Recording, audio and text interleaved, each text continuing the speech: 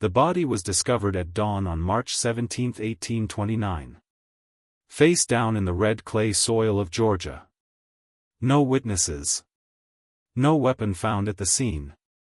The victim, a plantation overseer named Thomas Hendricks, had been struck with such force that his skull had fractured in 3 places.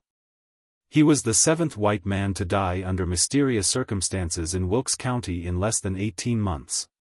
But he would not be the last. For nearly 3 years, someone moved through the antebellum South like a ghost. Killing with precision. Vanishing without a trace. Leaving behind a trail of bodies and a community consumed by fear. Authorities launched the largest manhunt in Georgia history. Rewards were posted. Patrols were doubled.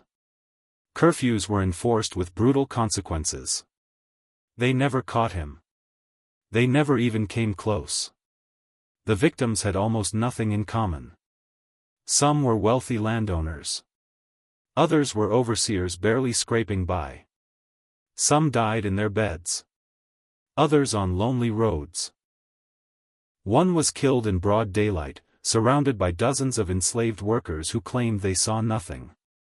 Heard nothing. Knew nothing. The silence itself became evidence. In the winter of 1831, the killing simply stopped. No arrest. No confession. No body ever found. The man responsible, if it was indeed one man, disappeared as completely as smoke in wind. And with him went the answers to questions that haunt historians to this day. Who was he? How did he choose his targets? And how did someone with no rights, no freedom, no legal protection, manage to commit what some estimate to be anywhere from 15 to 40 murders and walk away? Wilkes County, Georgia. 1827, the cotton economy was reaching its peak. The land here was rich, dark, and productive. Fortunes were being made overnight. And those fortunes were built entirely on the labor of human beings held in bondage. By 1830, enslaved people would outnumber free white residents in this county by nearly 3 to 1. The numbers tell only part of the story. In Wilkes County, the institution of slavery had evolved into something particularly cruel. The plantations here were massive, some exceeding 2,000 acres. The work was backbreaking. The punishments were severe. And the overseers, men hired specifically to extract maximum productivity through fear and violence, operated with almost unlimited authority. What people need to understand is that Wilkes County in this period was essentially a police state, but only for black people. An enslaved person couldn't travel more than a few miles without written permission. Couldn't gather in groups. Couldn't learn to read or write. Couldn't testify in court against a white person. The entire legal system was designed to enforce absolute control. But control is an illusion. And in the summer of 1827, that illusion began to crack. The first death that we can definitively link to this case occurred on August 3, 1827. A man named Samuel Porter, plantation owner, relatively small operation, maybe 30 enslaved people. He was found dead in his barn. At first, everyone assumed it was an accident. A fall, maybe. A kick from a horse. The local doctor listed the cause of death as misadventure. That assessment would later be revised. 3 weeks later, another death. This time, an overseer named Charles Watkins. His body was discovered near the edge of the Ogeechee River, partially submerged. Drowning was the initial conclusion. But there were marks on his neck. Bruises that suggested a struggle. The deaths were separated by 12 miles. There was no obvious connection between the victims beyond the fact that both men made their living from enslaved labor. Local authorities treated each case as isolated. Random. The kind of misfortune that occasionally befalls men in rural areas. You have to remember, white people in this community simply could not conceive of organized resistance from enslaved people. It was outside their framework of understanding. They'd convinced themselves that the people they'd enslaved were docile, childlike, incapable of complex planning. So when bodies started appearing, their first instinct was to look everywhere except at the most obvious possibility. By October 1827, 3 more men were dead. The pattern was becoming impossible to ignore. And in the plantation houses, behind locked doors, a new emotion was taking hold. Terror. November 12, 1827. The Hargrove Plantation. 3,000 acres. 147 enslaved people. The largest operation in Wilkes County. Robert Hargrove was one of the wealthiest men in Georgia. He'd built his fortune on cotton and maintained it through reputation. He was known as a hard man. Fair, by the standards of the time, but absolutely intolerant of what he called insubordination. Punishment on the Hargrove plantation was swift and public. An example was always made. We have Hargrove's own ledgers. He kept meticulous records, every bale of cotton, every purchase, every punishment administered. In 1827 alone, there are entries for 63 whippings, 2 brandings, and several incidents he describes only as severe corrections. This was not a gentle place. On the morning of November 12, Robert Hargrove's wife found him in his study. He'd been dead for several hours. The window was open. The lock had been broken from the outside. His throat had been cut with such violence that he'd nearly been decapitated. This was different. This wasn't an accident that could be explained away. This wasn't a death that could be attributed to misfortune or natural causes. This was murder. Deliberate. Brutal. And it had happened inside the home of the most powerful man in the county. The Hargrove murder changed everything. Within hours, the county sheriff had organized search parties. Every enslaved person on the Hargrove plantation was questioned, and by questioned, I mean interrogated under conditions that would be considered torture today. Several were whipped until they confessed to crimes they obviously didn't commit. 2 men were hanged based on testimony extracted under duress. And the killings didn't stop. December 1827, 2 more deaths. January 1828, 3 more. February, 4. The victims now included plantation owners, overseers, slave catchers, and even a county magistrate. The methods varied. Bludgeoning, strangulation, drowning, stabbing. But the pattern was undeniable. Someone was hunting the men who profited from slavery. And that someone possessed an intimate knowledge of the county, its roads, its routines, its vulnerabilities. What's remarkable is the precision. These weren't random acts of violence. Targets were selected. Movements were tracked. Opportunities were identified and exploited. This required intelligence gathering, planning, patience. And it required something else, protection.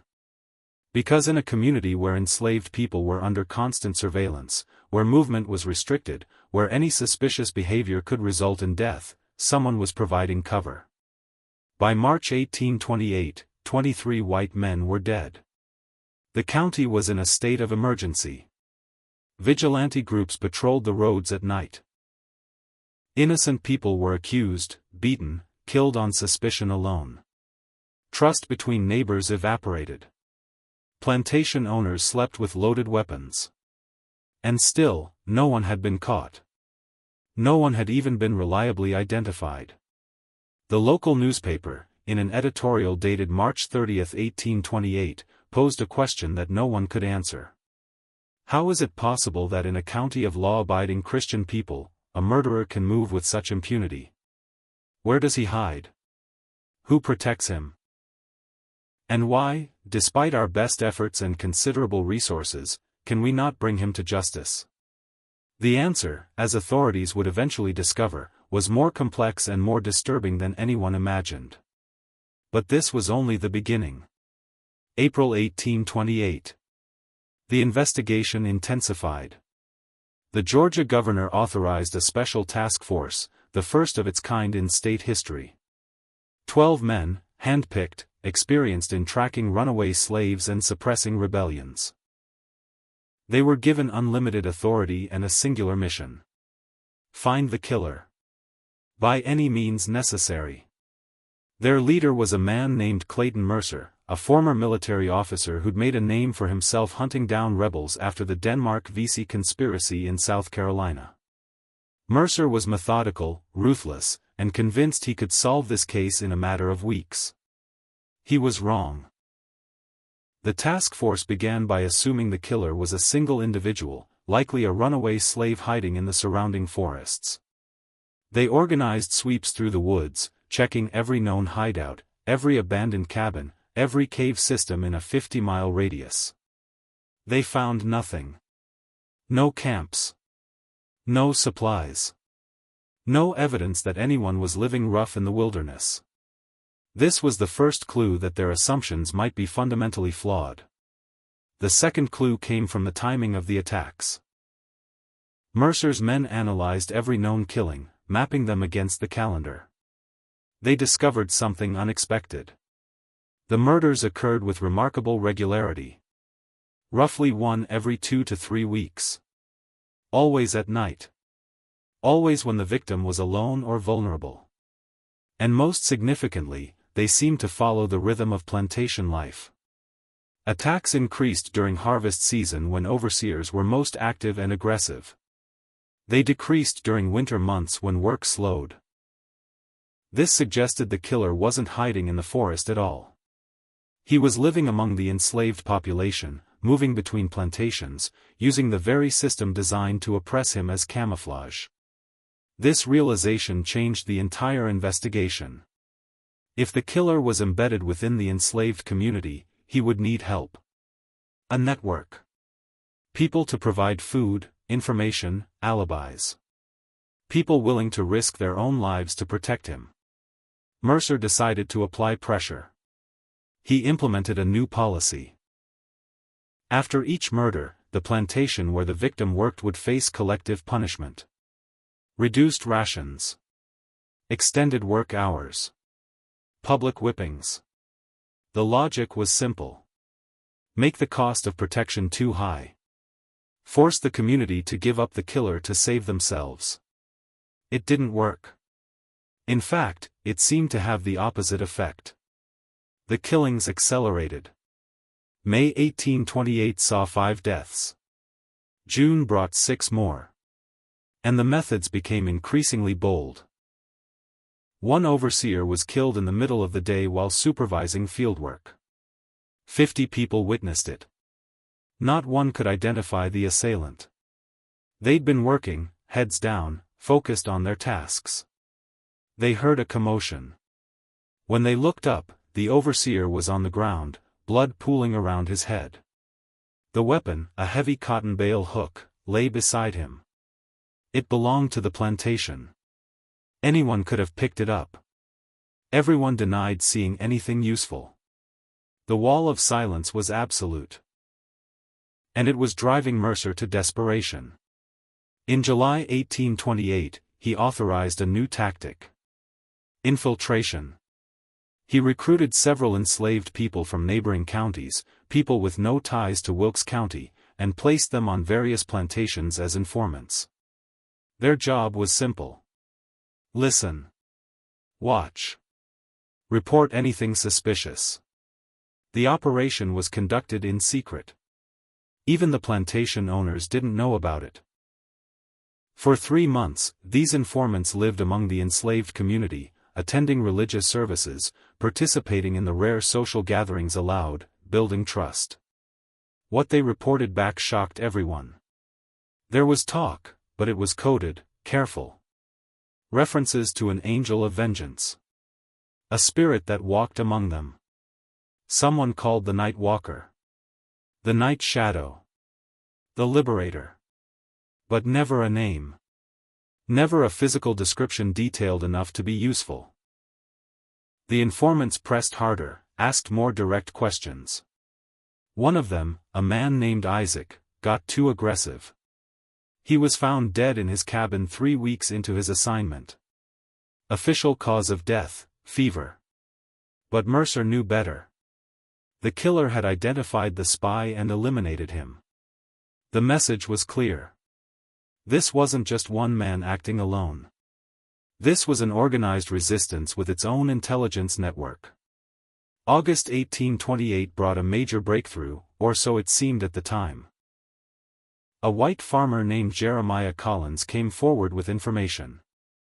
He claimed that on the night of a recent murder, he'd been traveling home late and had seen a figure moving through the fields near the victim's property. The figure was tall, powerfully built, moving with purpose.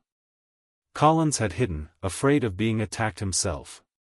He watched as the figure disappeared into the slave quarters of the adjacent plantation. He couldn't see the man's face, but he noted something distinctive. The man walked with a slight limp, favoring his right leg. This was the most specific description authorities had received. Mercer immediately ordered a census of every enslaved person in Wilkes County. They were looking for a tall, strong man with a limp. It sounds like it should have been easy to find such a person in a county where every enslaved individual was documented, registered, accounted for in plantation ledgers. It wasn't. The records identified 17 men who fit the general description. Mercer had all 17 arrested and held for questioning. The interrogations were brutal. They lasted days. And at the end of it all, Mercer had nothing. No confessions. No evidence linking any of these men to the crimes. Worse, several of them had ironclad alibis for multiple murders. They'd been locked in plantation jails for minor infractions on nights when killings occurred elsewhere. The limp, it turned out, was a false lead. Or perhaps a deliberate misdirection. Some historians now believe the killer may have faked the injury, knowing that distinctive characteristics would be reported and investigated. If true, it demonstrated a level of sophistication that authorities were completely unprepared to handle. By September 1828, Mercer's task force was falling apart. 2 members resigned. 3 others requested transfers. The toll wasn't just professional. It was psychological. They were being humiliated. Outmaneuvered at every turn. And the white community was losing faith in their ability to protect them. Plantation owners began hiring private security. Armed guards patrolled property lines at night.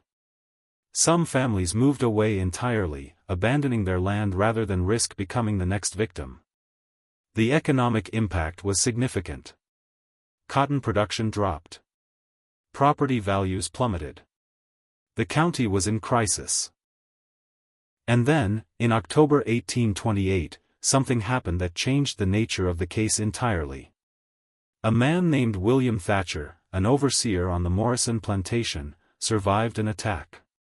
He'd been walking to the main house after evening inspection when someone struck him from behind. The blow glanced off his skull, knocking him down but not killing him.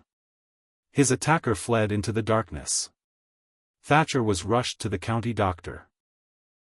His injuries were severe, a fractured skull, significant blood loss, but he was conscious. He could speak. For the first time, authorities had a living witness. Someone who could describe the attacker. Identify him.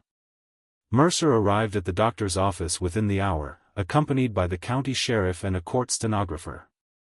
Everything Thatcher said would be recorded, documented, used to finally crack this case. But what Thatcher told them made no sense. He described his attacker as impossibly fast. Impossibly strong. He said the man had appeared out of nowhere, as if materializing from the air itself. He said there was something unnatural about him. Something that couldn't be explained. When pressed for physical details, Thatcher became agitated. He couldn't say how tall the man was. Couldn't describe his clothing. Couldn't even say with certainty that it was a man at all. The head injury, Mercer concluded. Thatcher was confused, traumatized. His testimony was unreliable. But then Thatcher said something else. Something that would haunt the investigation for the rest of its duration. He said that just before the attack, he'd heard singing. A spiritual song, the kind enslaved people sang in the fields. But there was no one around. The voice seemed to come from everywhere and nowhere at once. And in that moment, Thatcher said, he'd felt a presence. Something watching him. Judging him. Finding him guilty. Mercer dismissed this as delirium. But the story spread through the white community like wildfire. And it fed into a growing fear that this wasn't just murder. This was something darker. Something supernatural. The enslaved community, meanwhile, had their own interpretation. The spirits of ancestors were protecting them. Exacting justice for centuries of cruelty. The land itself was rising up against its oppressors. These beliefs, rooted in African spiritual traditions that had survived the Middle Passage, provided comfort and explanation in a world where both were scarce. But they also made investigation even more difficult. How do you catch a ghost? How do you arrest a spirit? November 1828. The one-year anniversary of the Hargrove murder. 29 white men were now dead. Mercer's task force had been officially disbanded. The governor declared the situation under control, a face-saving lie that fooled no one. Local authorities were left to handle the investigation with minimal resources and no new leads. The killings continued through the winter. 3 more in December. 2 in January 1829. 1 in February. The pace had slowed slightly, but the psychological impact remained devastating. White residents of Wilkes County were living in a state of constant anxiety. They couldn't identify the threat. Couldn't predict where it would strike next. Couldn't protect themselves despite all their wealth and power. March 1829 brought the death of Thomas Hendricks, the overseer whose body we discussed at the beginning.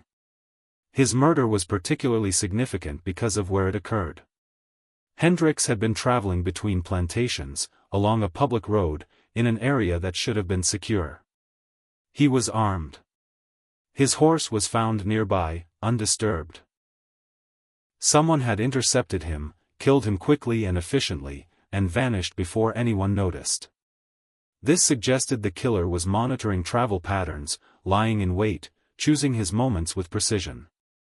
April 1829. A new theory emerged.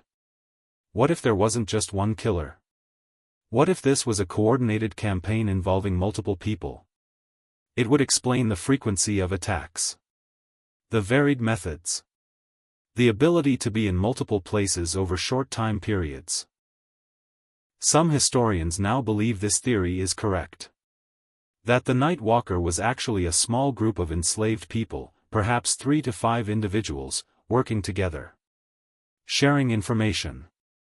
Taking turns. Protecting each other through collective action and collective silence. But there's another theory, equally compelling.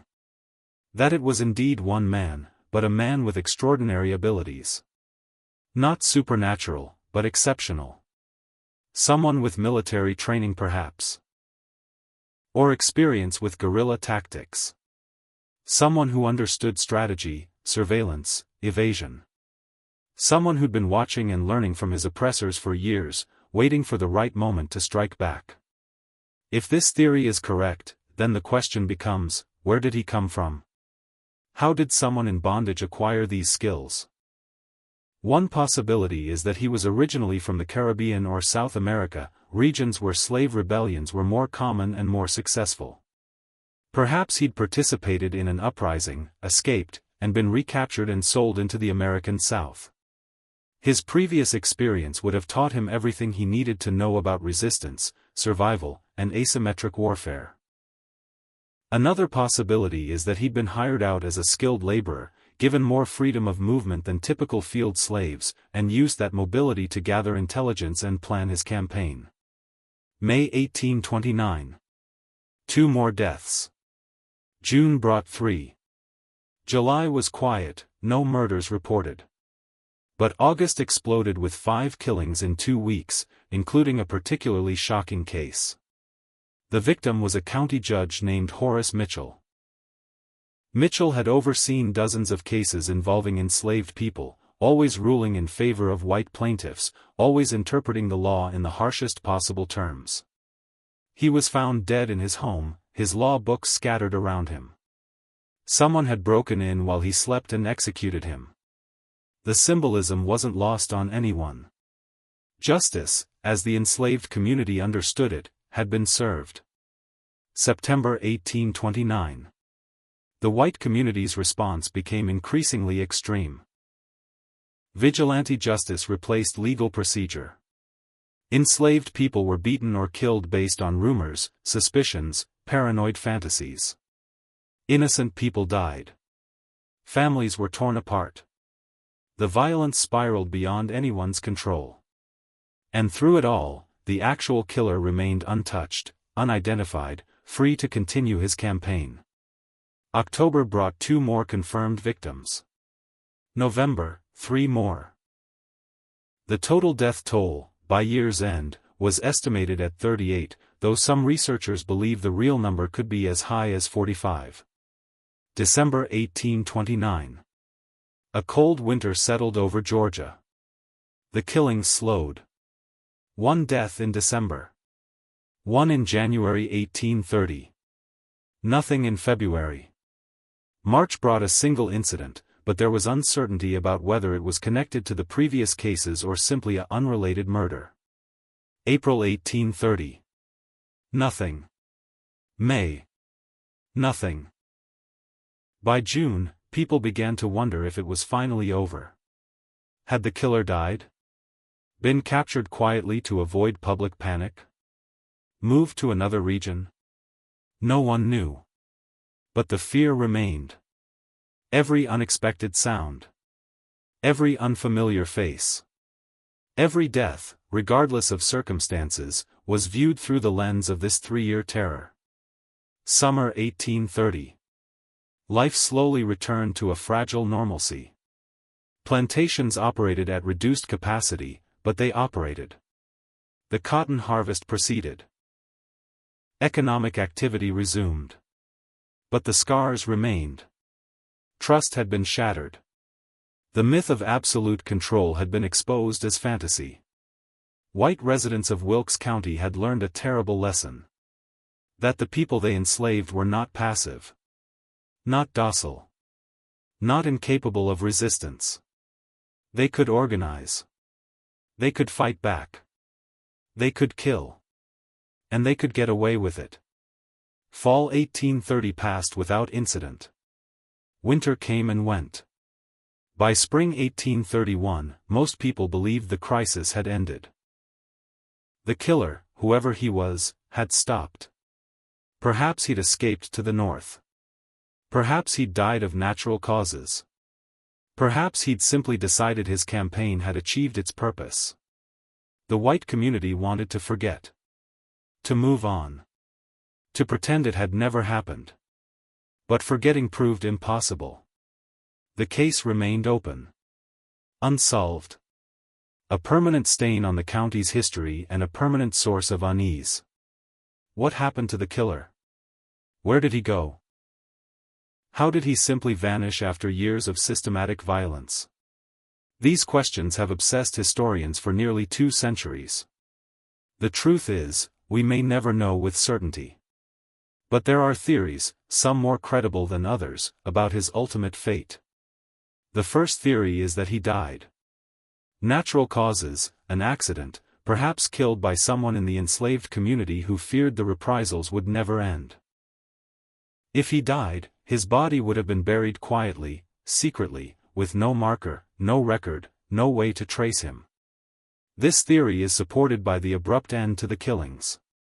When someone dies, their campaign ends. Simple as that. The second theory is that he escaped. The Underground Railroad, though not as organized in 1831 as it would later become, was already operating. Routes existed. Safe houses. Sympathetic allies willing to help fugitives reach free states or Canada. If the killer had connections, if he'd been planning his escape as carefully as he'd planned his attacks, he could have slipped away. Made it north. Started a new life under a new name. This theory is appealing because it gives the story a hopeful ending. The Avenger escapes.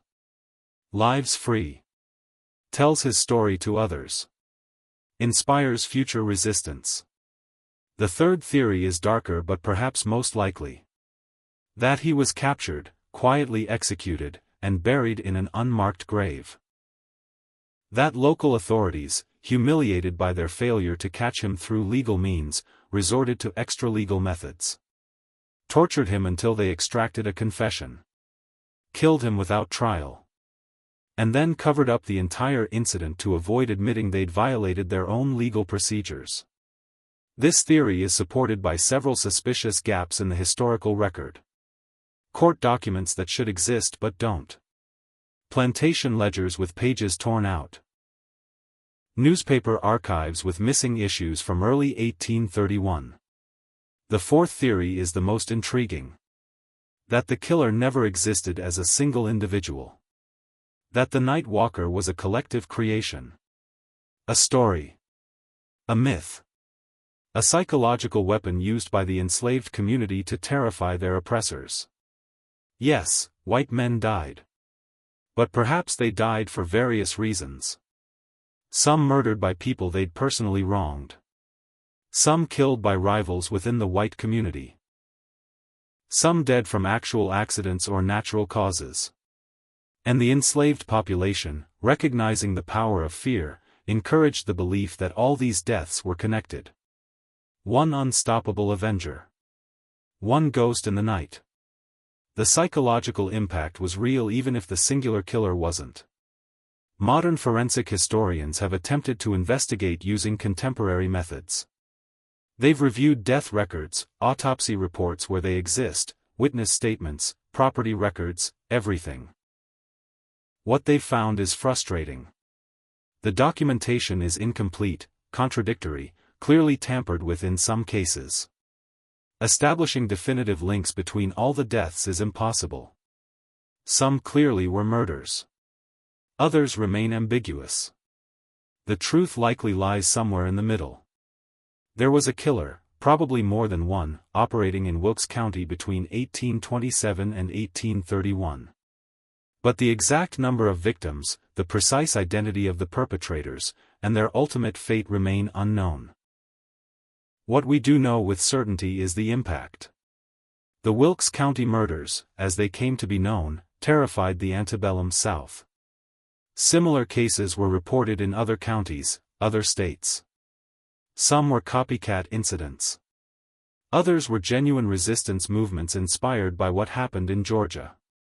The slaveholding class realized they were more vulnerable than they'd believed. This led to stricter laws, harsher punishments, more surveillance. But it also led to something else. Fear. Constant, gnawing fear. The knowledge that the people they oppressed hated them. Would kill them if given the chance. And might get away with it. In the enslaved community, the story took on mythological proportions.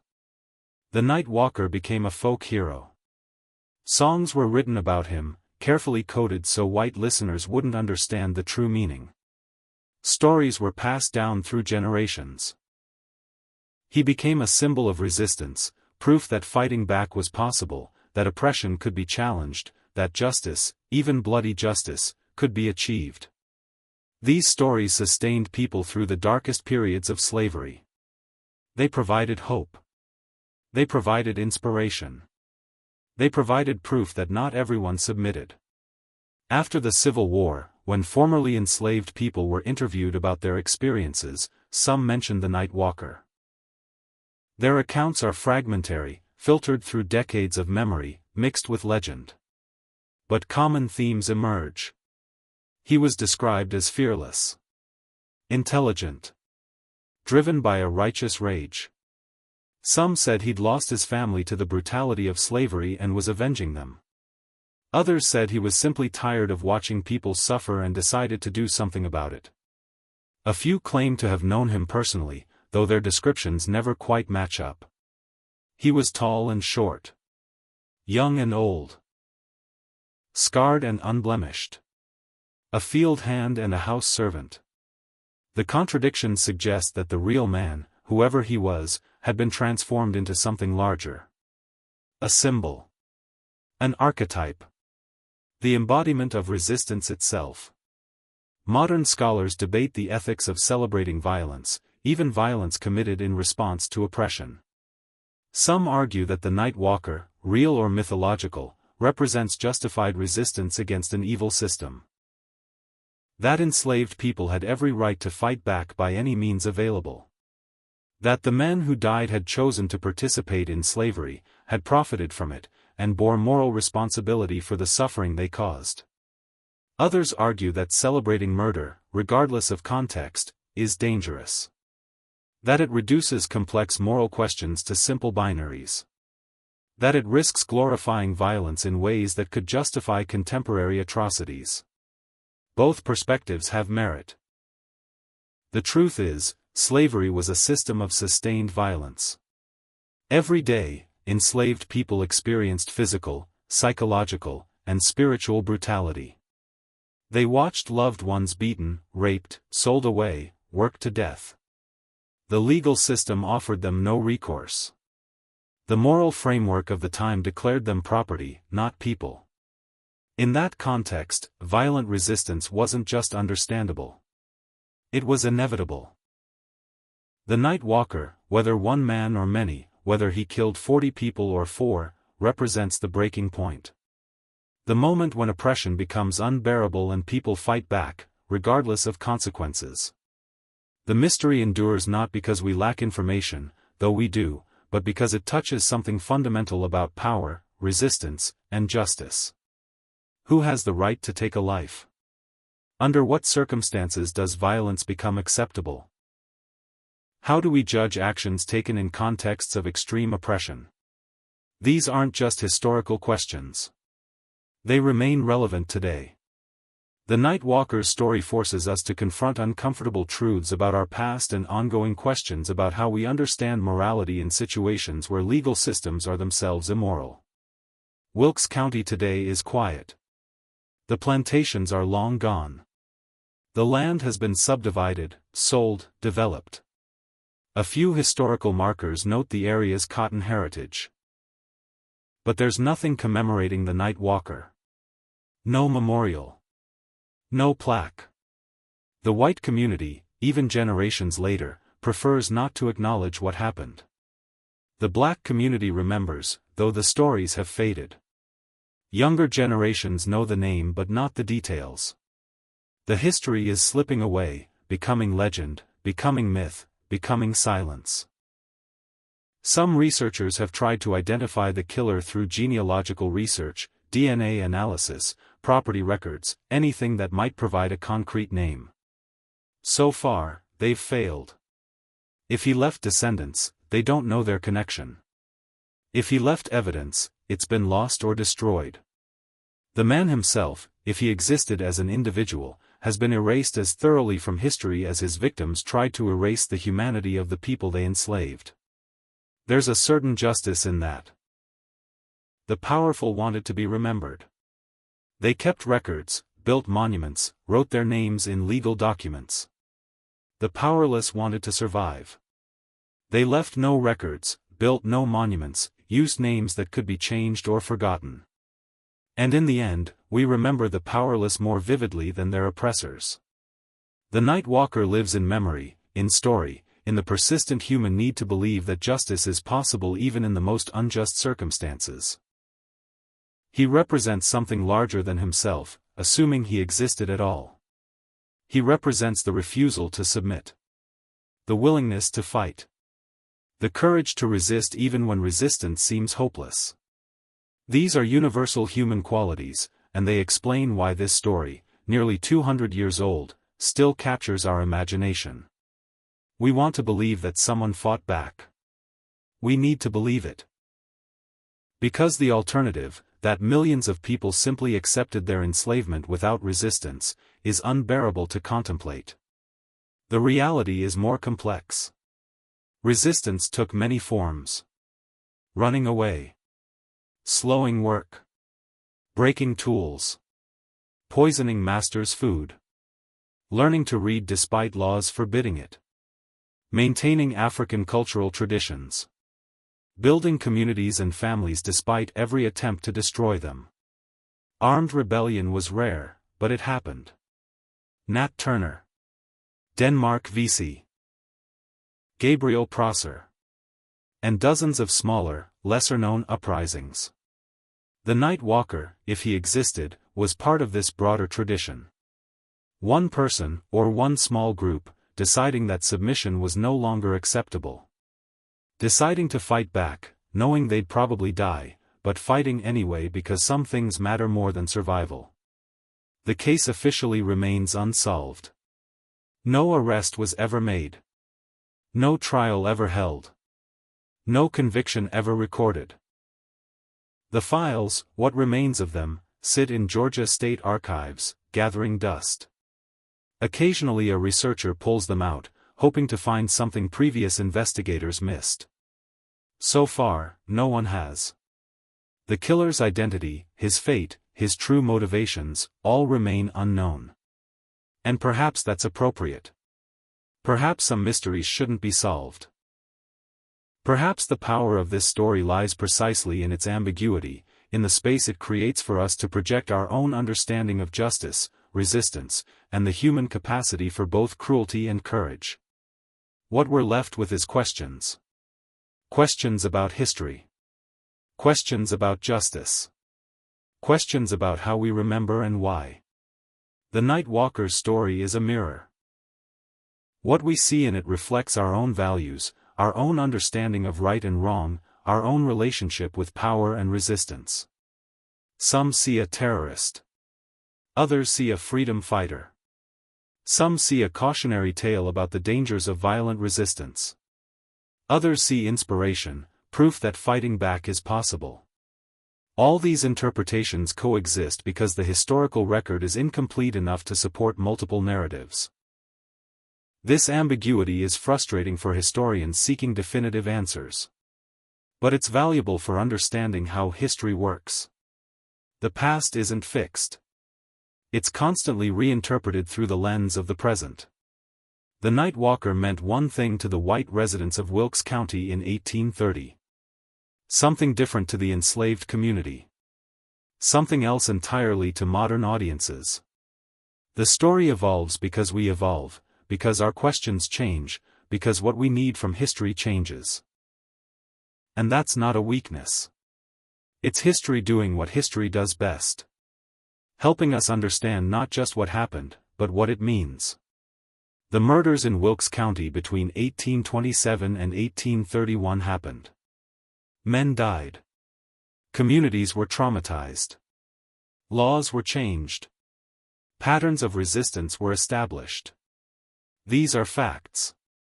Everything else, the identity of the killer, his motivations, his methods, his fate, is speculation. Educated speculation based on available evidence, but speculation nonetheless. And in that gap between fact and speculation, in that space where evidence ends and imagination begins, the Night Walker lives. Not as a person, but as a story.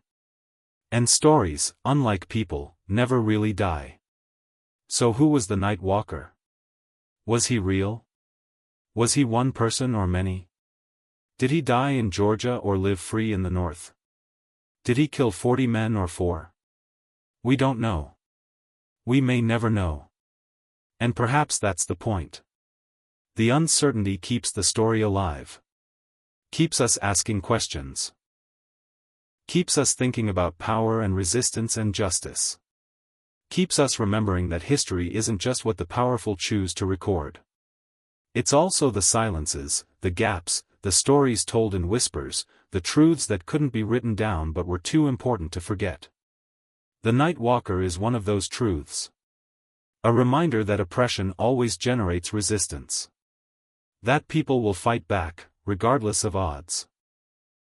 That justice, as the powerless understand it, doesn't always align with law as the powerful define it. That history is written by the victors, but the defeated leave their own marks if you know where to look. And that some mysteries, rather than being solved, need to be lived with, thought about, wrestled with, because the questions they raise are more valuable than any answer could ever be. This is the story of the Night Walker. A ghost in Georgia's history. A killer who was never caught. A man, or men, or myth who killed uncountable white men and walked away. The truth is lost to time. But the story remains. And as long as people care about justice, about resistance, about the capacity of the oppressed to fight back, the story will continue. Passed down through generations. Changed with each telling. But never forgotten. Because some stories are too important to let die. If this exploration of one of history's darkest and most compelling mysteries has intrigued you, I encourage you to subscribe to this channel. Hit that like button if you found this investigation thought-provoking. Share this video with others who appreciate deep historical analysis. And leave a comment below with your own theories about what really happened in Wilkes County. Was the Night Walker real? Was he justified? What would you have done in his position? Let's continue this conversation together. Because history isn't just about understanding the past. It's about deciding what kind of future we want to create. Thank you for watching.